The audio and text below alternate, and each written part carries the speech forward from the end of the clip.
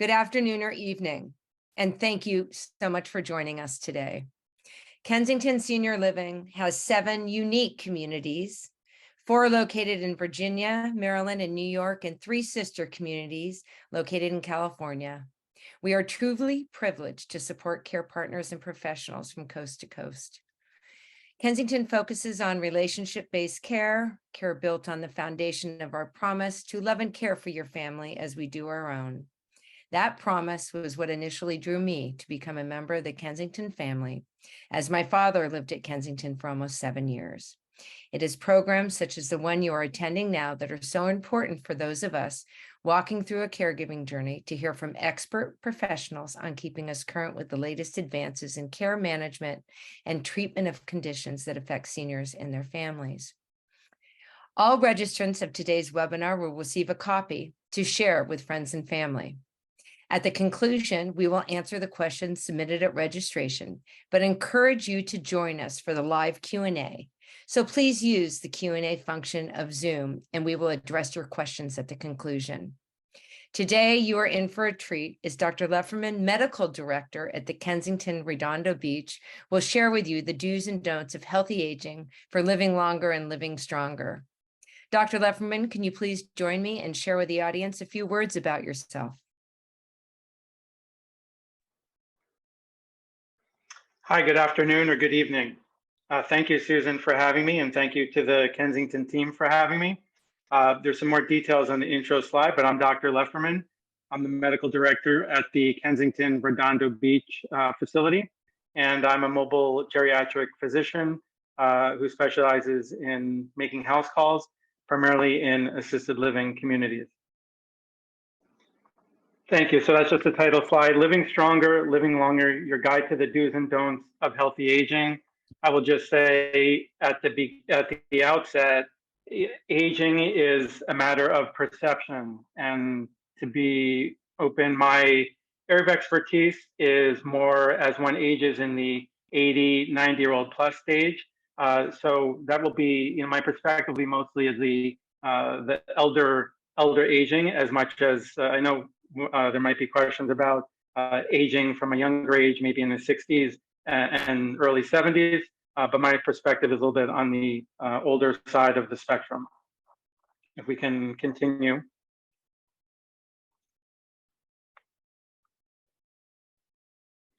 Yeah, so as I said briefly, I am a mobile geriatric physician. My practice is called Access Healthcare Associates, to provide access to seniors in their place of living, most of them in assisted living, and in the greater Los Angeles area. I've also expanded in the past year to the Sacramento County and greater San Francisco area. As part of my approach to providing care in assisted living communities, I try and collaborate with a whole host of other mobile providers, be it a podiatrist, audiologist, dentist. The idea is to bring quality medical care to one's place of residence. And when I started my practice some 16 years ago, I really saw that it was a lack of care, especially in facilities, and it was very frustrating for families to see that they were paying a pretty penny to be in an assisted living. They had expectations for a higher level of medical care, but as we'll see from parts of the discussion, assisted livings are not always internally set up to provide that. I will add as well that my medical training is as a DO, which for those who are not aware is a doctor of osteopathy, which is slightly different medical training, but similar boards and ability to prescribe medications. In general, their DOs tend to have more of a holistic focus. If we can continue.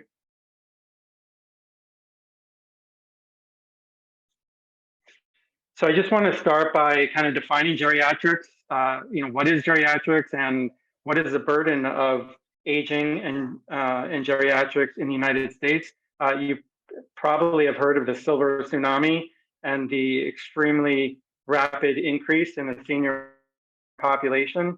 In the 2010 census, there were some 40 million U.S. residents 65 and older, but by 2019, that number was 54 million. So you can imagine the growth that has continued. At the same time, the population in the especially older groups, 80 and above, 90 and above, and 100 and above, is growing extremely rapidly, and those numbers are expected to quadruple by 2050. With that aging comes, a fair number of residents with cognitive decline, also a fair number of residents with frailty, difficult managing managing themselves and being independent on a daily basis.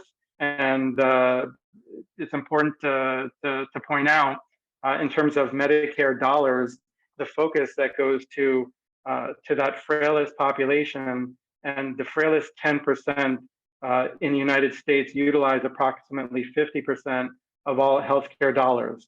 So these are all reasons why I focus on seniors and why I'm motivated to help improve the lives and living for this population. Next slide. So again, just to touch briefly, what is geriatrics? I get this question frequently.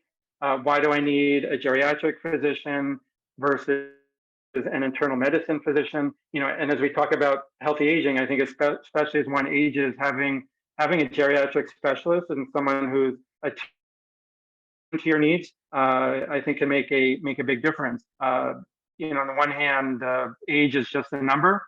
I have some patients who are 75 and who can't get out of bed, and I have some patients who are 95 and they're walking daily and they're quite active. So the geriatrics, we don't place it on a number, but it's a combination, I would say, of increasing frailty and need for assistance, as well as decline in cognitive function. A geriatric physician is aware of older patients and their unique response to medications and surgeries. Just to touch on briefly, many of the medications that are used commonly have been studied and there have been clinical trials, but it's few and far between that those trials have been done in the elderly. So you're really relying on the day-to-day experience of geriatric doctors to give you feedback on what's safe and effective. In general, geriatric physician is attuned to the need for that less is more. My focus very much is what medications can you do without, and is that referral to a cardiologist or a kidney doctor or a urologist, is it really necessary at your age, and is it going to improve your quantity of life? To that end, really it focuses on quality of life. We can't go back in time, but we can help to make sure that someone is comfortable. And in terms of comfort, that includes pain, their bowels, diet, mobility, changes in mood and depression, as well as changes in sleep. And we'll get into some of these items on a future slide. There's a focus on activity and mobility, which can decline as one ages. And as I mentioned before, there are increasing mobile options available to the elderly in the form of internal medicine doctors like myself, podiatrist, audiologist, eye doctor, even have a neurologist that I've been working with recently. So all these things are available. And from my perspective, if you're going to the trouble of leaving, if you're in an assisted living community or it's challenging for you to leave home, then that should be spent going out to eat, visiting family, not having to go to the doctor. Next slide. So to review briefly, what happens as one ages after age 65, and this is why a geriatric, a focus of a geriatric physician and understanding these changes and tailoring one's treatment plan to these changes. Your energy decreases, your weight and lean body mass and muscle mass starts to decline. Fat mass increases. Your bone mass and bone demineralization increases. There's a decrease in visual and smell capabilities, decrease in oral health and tooth decay. It takes more energy to get from point A to point B. And there's increase, and as one has illnesses, even just simple things like a urine infection, it can increase extremely one's energy needs. And with the decrease in bone demineralization and lean body mass and muscle mass, one's dexterity and mobility decreases as well. So tailoring a treatment plan to help be aware of these changes and to be proactive as much as possible is extremely important. Next slide.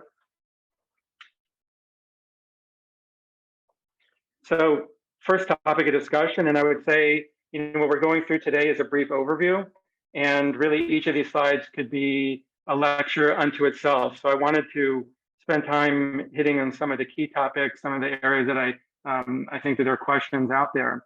But the first is staying active. And what kind of activity is good? Really any kind of movement, any kind of activity is good. Even I say to patients, or families of patients where their loved one is mostly in bed, even sitting up in bed, if they can take a can of soup and they can do exercises with it, anything really has benefit. And the passive range of motion when they're in bed has benefit as well. By passive meaning that someone else is helping with that movement for you. Obviously, there's everyone is aware of the benefits of exercise, but I wanted to highlight in particular studies that have shown the benefits of strength training. And over time, there's very much a focus on, let's say, walking and cardiovascular exercise, but working the muscles and strength training has shown in studies to be beneficial, not just for muscle mass, but actually for cognitive health as well. One should be aware of the modalities that are covered by Medicare and one can receive in their place of residence in physical therapy, which is working on your lower extremities, occupational therapy, which is your upper extremities, and speech therapy, which is your speech and your swallowing. Reliance on assistive devices. Now it's a double-edged sword. Obviously, using a walker or using a wheelchair can create a safer environment, but you also have to be aware of as one ages, potentially the reliance on devices when it's not necessary. And so, it's important to help I think, to push patients as much as possible to improve their strength through therapy and other modalities and strength and balance, I would say, versus relying solely on what's called durable medical equipment. Obviously, once they're unsafe without it, then it should be used, but it's something that needs to be evaluated in detail. In terms of staying active, we can't forget other activities, hobbies in particular, arts and crafts, cards, playing music. Very much when you have, if you have an older patient as they age, probably when they're younger, they had activities, hobbies that they benefited from, that they enjoyed, and finding ways to keep them engaged can have a significant benefit on their overall health and well-being. In the last 10 years, there's been an explosion of different technologies which can help along this process. There are virtual reality modalities. There are different walking modalities like virtual reality and goggles, virtual reality, and I've seen devices and TVs that are in front of a treadmill to help provide a more fun and engaging environment. There also are remote monitoring devices to help physicians to get a sense, and family members to get a sense of how active has mom been. Did she get out of bed today? Did she go down for meals? Did she go to the activity room? And so this can be helpful adjuncts as well.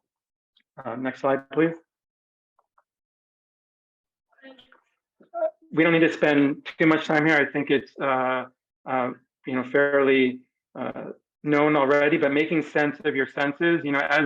As one ages, the ability to get your senses evaluated can be difficult in terms of getting out to an eye doctor, in terms of getting your glasses checked out, your hearing aids. But their study after study shows that even just something simple as wearing hearing aids can have a significant effect on your preventing cognitive decline.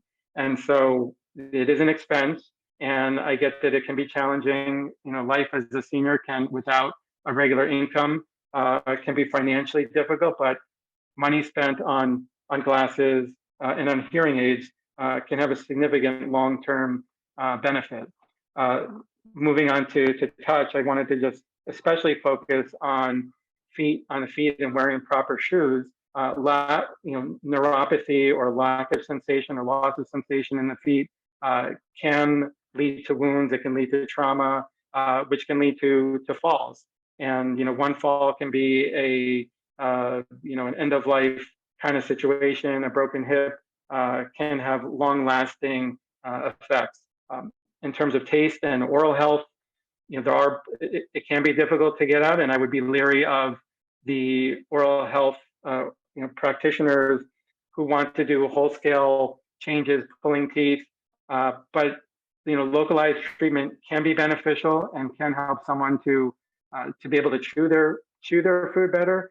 And also in terms of evaluating one's diet on a daily basis, having and evaluating someone who's not eating well, being able to present to them food that is colorful, food that is aromatic and speaks to their senses can have a significant benefit in increasing their intake.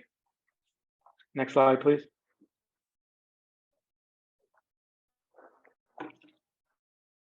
So, focusing for a minute on food and nutrition, you've probably heard the term that food is medicine, and I think for seniors that's especially so.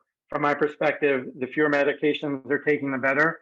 And I would say discussion, which I'm having with patients multiple times a day, almost as much as any other issue, is loss of muscle mass, and that comes primarily from poor protein in one's diet.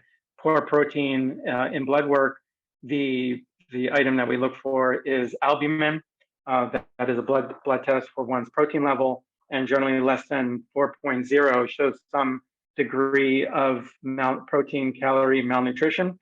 But when your protein level is low, your lean body mass declines more rapidly, your skin integrity is worse, there can be more confusion, more propensity to infections, and in general, if you're evaluating how much protein the body needs on a daily basis, is usually about 0.8 grams per kilogram per day. It's important to discuss fats briefly, which really, especially as one ages, fats are our friend. It doesn't mean that someone should be eating bags of chips or cookies, but about 25% of calories should be from fats, and they should be from mostly unsaturated fats, including fish, nuts, avocados. Natural sources are always best.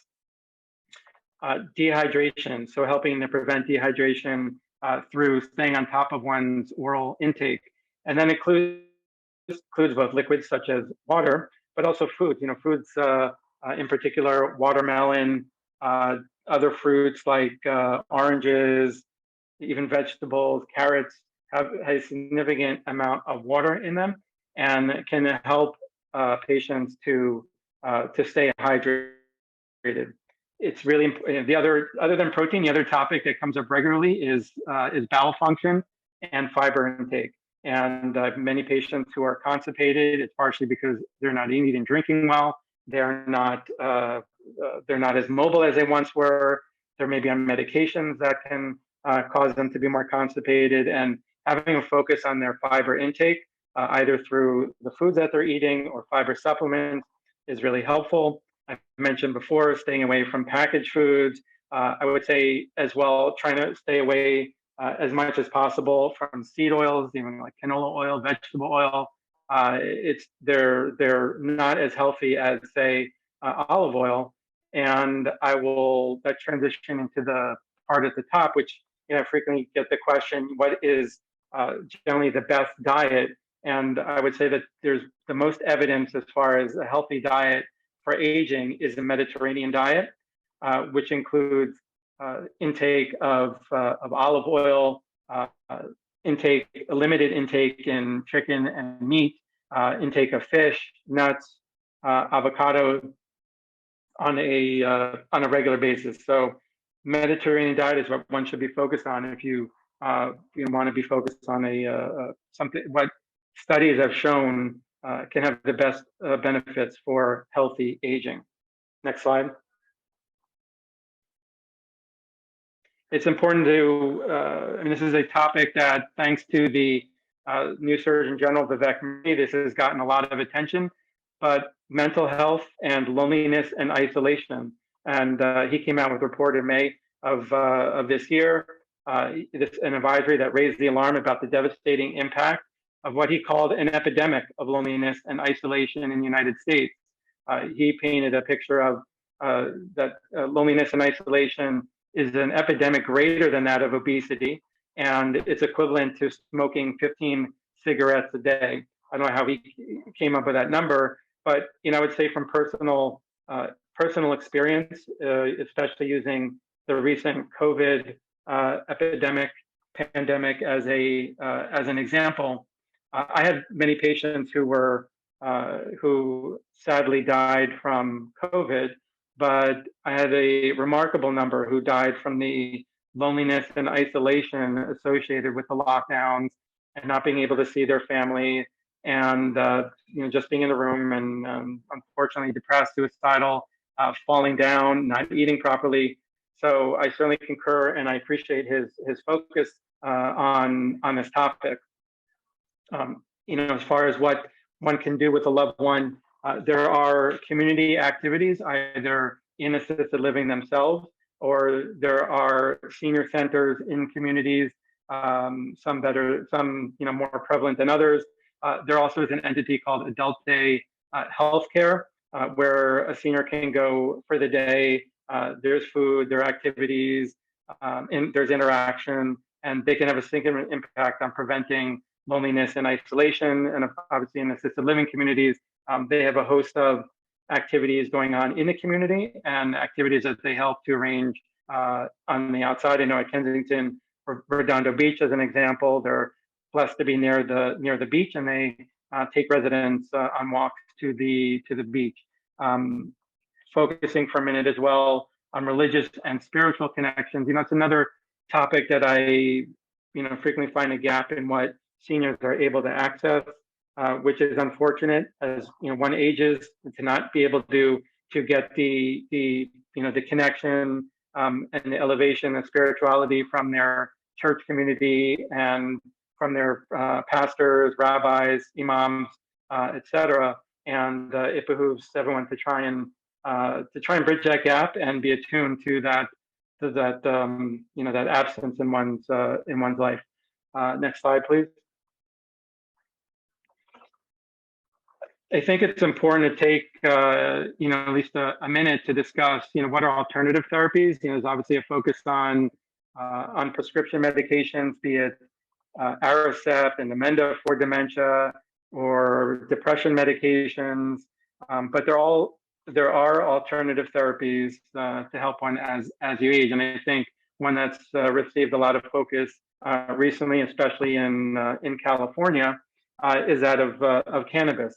Because it's now legal there, and we have dispensaries, and it's used not just for under the prescription of a physician, but it's important to take a holistic approach and look at one's medications, and the prescription medications that one might be taking have potential for side effects, and cannabis in general. And this is a hour-long topic, if not more unto itself. But it can be an alternative. It can help with behaviors. It can help with pain, and it can help with poor appetite and sleep. The general comment that I'll give is that the two ingredients two of the ingredients in cannabis are CBD and THC, and it generally requires a combination of the two in some capacity. THC being the equivalent to marijuana. And it's not that someone should be smoking it in the assisted living or at home. There are modes of administration, such as tinctures, which are liquids, and gummies. But having a combination can be helpful, and a combination, even if it's a small amount of THC, can can have a positive effect. I mentioned prayer already. Related to prayer is meditation, and there have been numerous studies showing the benefits of meditation on blood pressure. Similar to that is Tai Chi, which is basically slow range of motion, slow movements, and it doesn't seem like much if you've seen it before. But there are also studies which have shown a significant benefit on helping especially as one ages, with their mobility and keeping their level of muscle strength.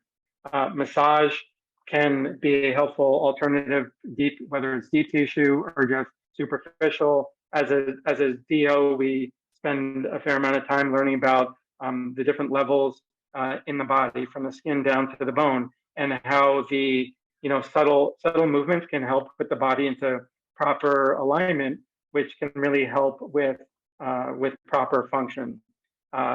It would be, it's important, especially as we have healthy aging and patients living longer. You have sexual activity at an older age as well.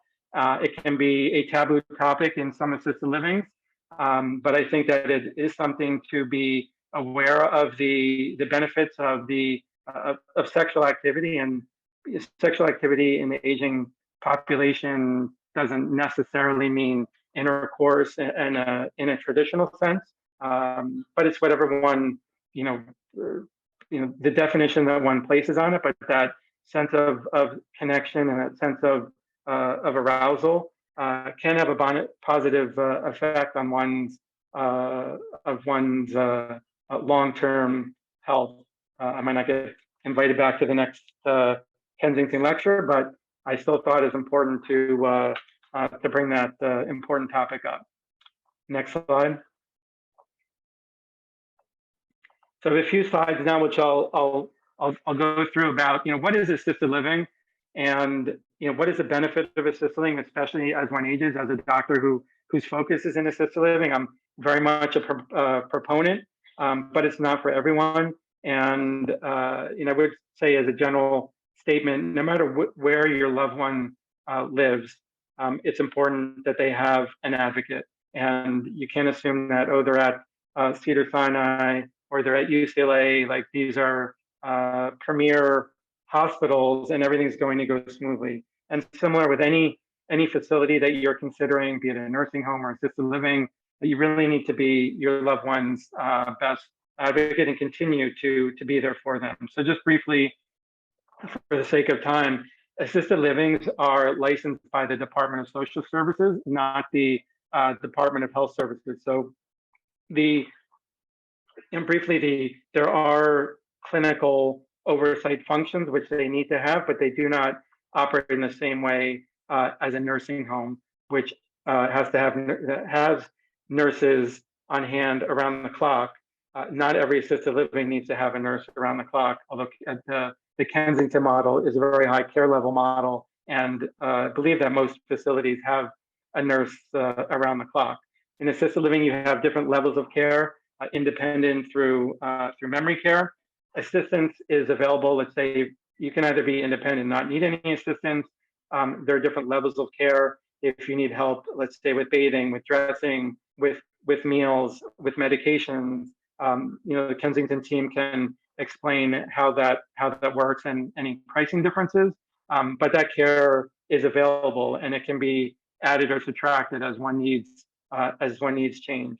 I spoke briefly about assisted living versus skilled nursing. Briefly, again, assisted living does not have a nursing. As time has gone on, assisted livings have added nurses to help meet the needs of an aging population. The origin of assisted livings was not that.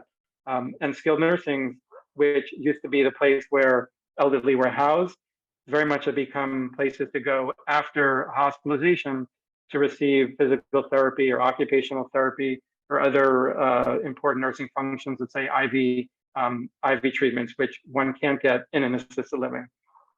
I mentioned before adult day healthcare, which is an alternative, which is generally for patients who are at home and not in assisted living, and they can go for the day to read, to get the activities and interaction. Private caregivers at home certainly are an alternative, and there are some patients in assisted living who need a caregiver on top of the care in assisted living. But in general, caregiving is quite pricey, and it's a frequent reason why more and more people are looking at assisted living, because to stay on top of caregivers at home, both keeping them there and their quality of care can be quite challenging and be quite expensive. Next slide.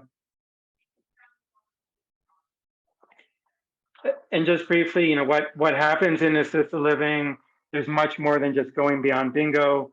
I mentioned with help with activities of daily living. Similar, there's assistance with what are called IADLs. These are some of the additional functions such as pet care, religious expression. There's opportunities for socialization. There is staff and frequently nurses to monitor activities, make sure there's a safe environment, although they're not regularly there to help act on those changes. That's where they would need a physician. But there is frequently also med techs or nurses there helping with medications, medication administration, making sure that that refills are available, monitoring for any side effects of medication. Assisted living help with household chores. They provide transportation, and they do coordinate services by outside healthcare providers. Although from my perspective, I would question the need to leave a community to receive any medical care when you can have your primary doctor go there to see you. But obviously, it is helpful from time to time. Next slide, please. And just to spend a minute, what does ready look like? Mom's been at home. I see some subtle changes, but I think she can get through it, or I think we can just get a caregiver at home. What does ready for moving into an assisted living look like? And these are some of the items to be looking out for, because they can have a significant impact. And it's, healthy aging is not just, let's say, physical health, physical, cognitive health. It's financial health as well. And as you're seeing signs of maybe financial mismanagement, missing checks, unable to manage medications, increasing isolation and loneliness, declining in nutrition, if you have caregiver burnout, even whether it's a hired caregiver or family members. There are over 11 million people who are caring for people with Alzheimer's in the United States, and that's a huge number. And burnout is real. I see what family members go through as far as withdrawing from their jobs and their social lives and their travel schedules and their own families to care for a loved one, and it's heroic. But there is a burnout to that reality as well. Next slide, please.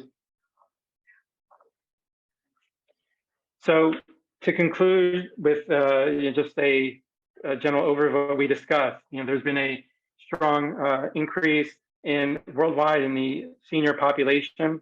With that increase has come an increased number of seniors with frailty and with cognitive impairment. And this is a challenging population to manage from a medical perspective. What is geriatrics? It's a specialty which, if I had to summarize, it's a focus on one's quality of life and a particular, someone that's attuned to the changes that happen at the end of life. And related to that, just briefly, I didn't get into, because I think this stage of life is really the next stage. But as one moves along the scale, next would be considering palliative care and hospice.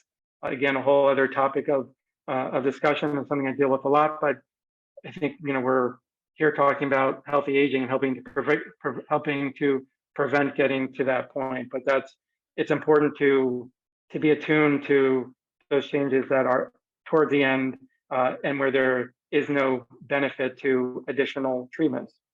We talked about a healthy lifestyle, in particular, the benefits of activity and nutrition, less loneliness.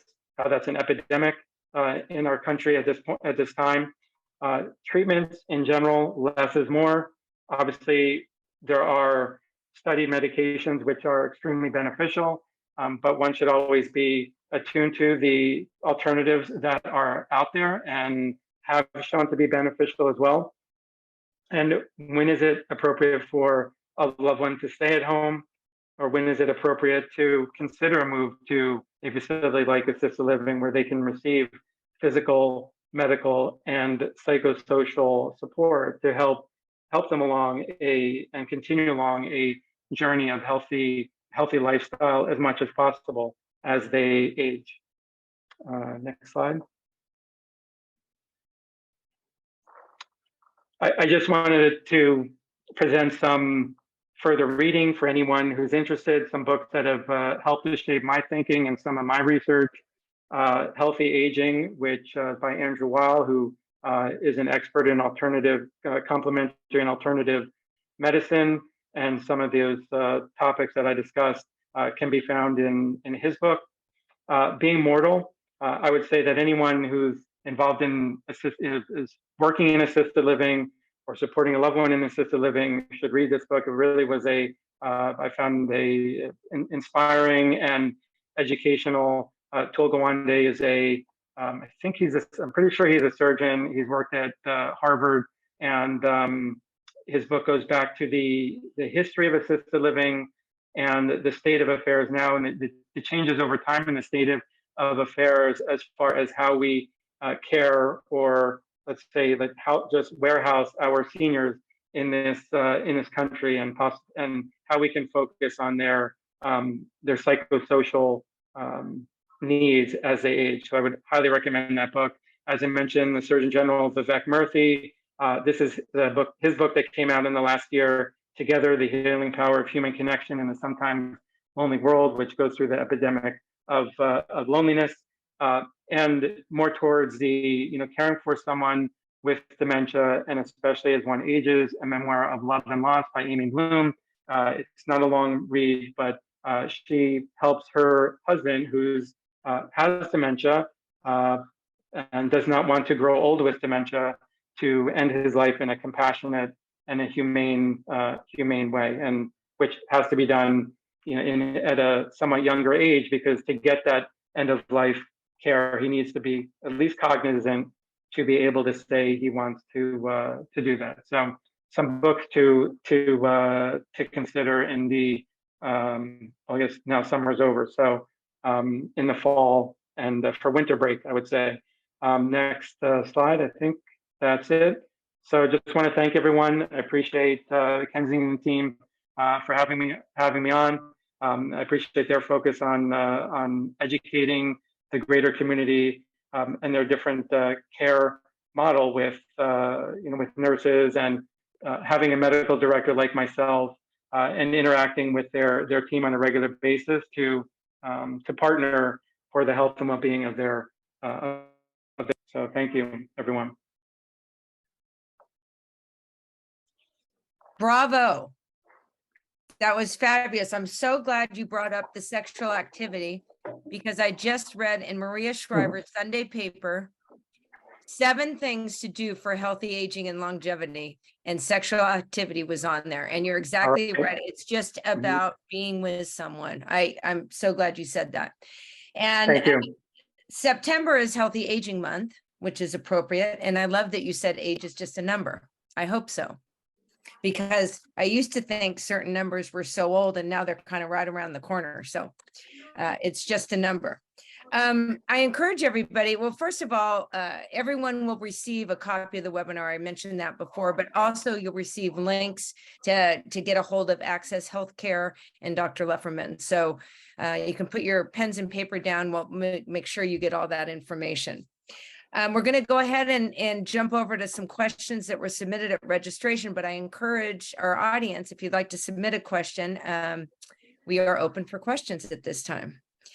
I actually have a question talking about hearing loss and how it can lead to cognitive decline.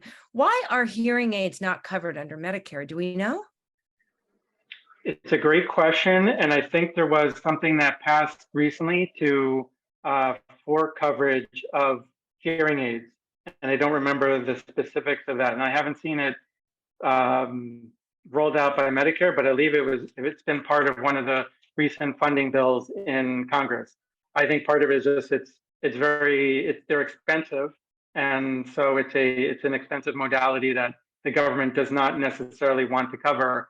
I think the Kensington team could also give some of their feedback on the pitfalls of hearing aids in assisted living, and the number of times I hear about it's lost or we can't find it, the batteries don't work, so they're challenging to operate and keep in operation.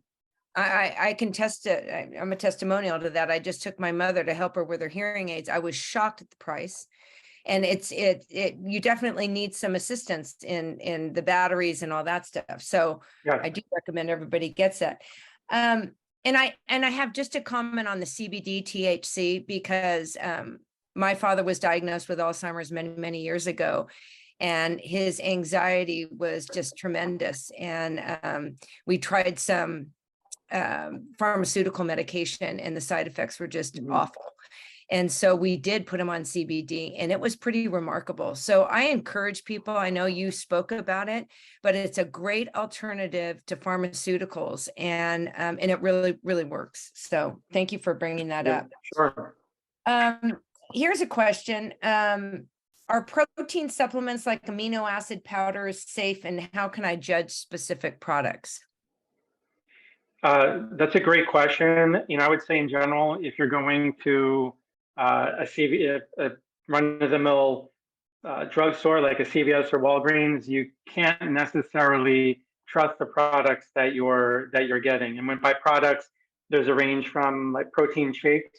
And just as an example, Ensure, which unfortunately, this is a problem which I've tried to tackle, but it's an expensive one to come up with a healthier version from my perspective. But Ensure, which is prescribed most frequently, if you look at the chemicals, ingredients that are in it, if you look at the unnatural stuff, you might not necessarily want to use it. But and again, if you go to a run-of-the-mill CVS or Walgreens, they're looking at the bottom line and what's cheapest, and they can have the biggest margins. But I think if you're going to a place like Whole Foods, like Sprouts, Lazy Acres is near the Kensington and Redondo Beach, or a health and nutrition like one of the mom and pop places. I think in general you can trust what you're getting there. In addition to shakes, there are protein powders which can be added to meals, and one or the other I would recommend if you're seeing a decrease in appetite and a decrease in protein. I think that's really important, and to vet it out and to be able to talk to a person that is selling it to you. Whole Foods does a great job of that. Little plug for Whole Foods there. Yeah, or Airline. We have someone that just chimed in that a parent with dementia is resistant to taking medication, to eating, and is just doing healthy things at all, is controlling. How can I continue to help them because they continue to resist? Mm-hmm.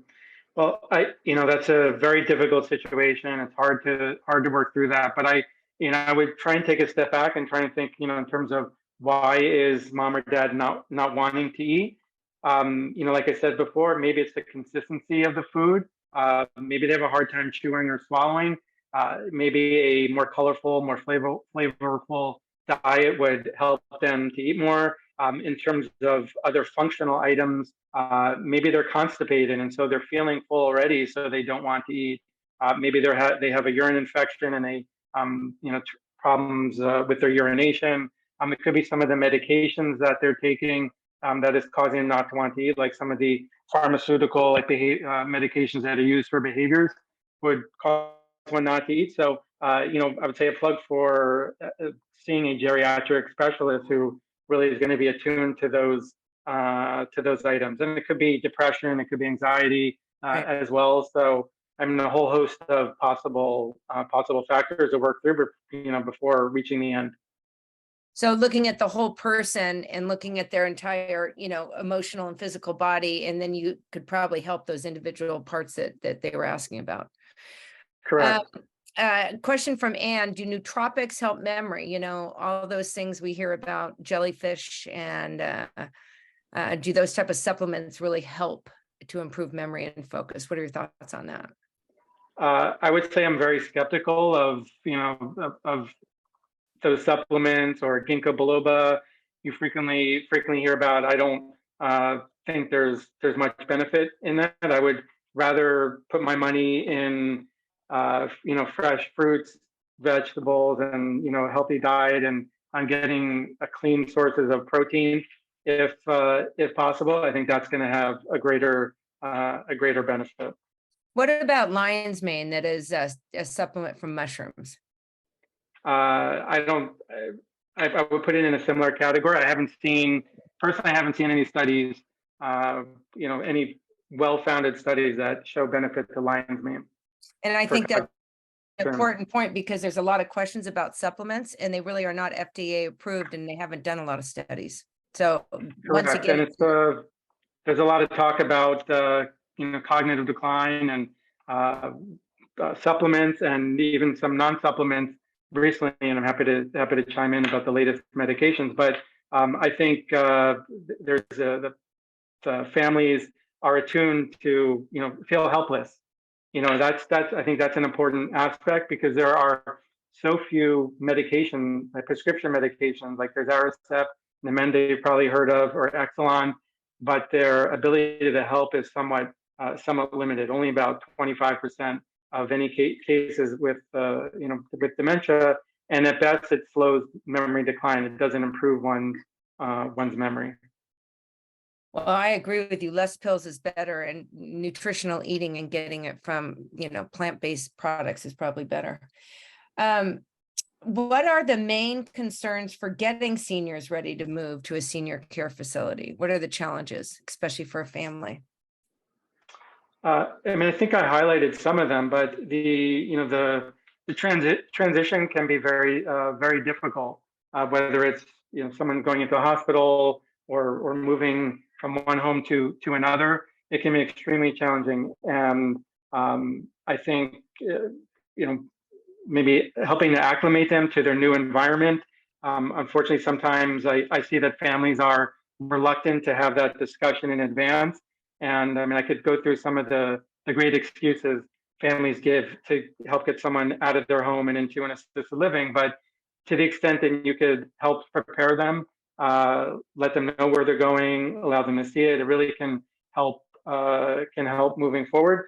I would say as well that being upfront and honest with the facility that your loved one is going to will really help with the transition. I see time and again where a family member doesn't want to mention a behavior or doesn't want to mention, let's say, different supplements that mom's taking, and they get to the facility and there's a lot of confusion, and that can have a detrimental effect on for the loved one, but it puts the facility in a challenging spot as well to get on top of things. And there can be some ill will back and forth, like, oh, why are you now saying maybe there are additional charges to additional medications, and even especially like if it's maybe one's on insulin and injections. So there can be some friction back and forth. So I think as much as possible, if you can be open with where you're going, where mom's going, and let them know about all of their conditions, it really be the smoothest transition for them. Well, you answered, you didn't reduce, but you answered a lot of these questions about oral health. Does it play a role? We all know it really does. Floss daily or twice a day. And about taking up a new hobby. We know that that's good for people. And I love this one. It says, I have hurt myself and unable to exercise. Any suggestions? And you mentioned Campbell's soup cans. So I think even if you're just in bed, there are things you can try and do, or those rubber bands that you can use, and it's simple, easy things in bed that can have a benefit. Yeah. And then here's one last question. Thoughts on natural vitamin D from the sun versus supplements? That's one of the reasons we live here in California. Sorry to those who are on the East Coast, but yeah, for sure. They say 20 minutes a day is great and beneficial. So anything you can do naturally versus in a supplement, which you're not in seniors, the absorption of medications and supplements, you always have to be leery about, even if they're able to swallow and take medication. So yeah, anything natural is certainly I think, more beneficial.